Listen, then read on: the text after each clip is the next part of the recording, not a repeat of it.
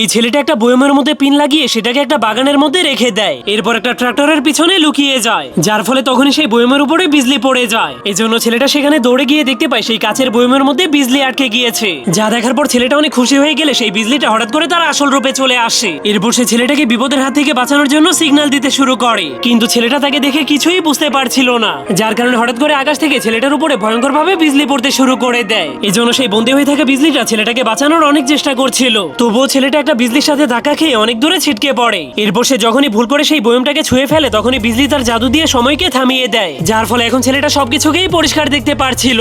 এজন্য এখন আকাশ থেকে বিজলি পড়লেই সেই বিজলি তার বয়মটাকে ছুঁয়ে আবারও আকাশে চলে যেত।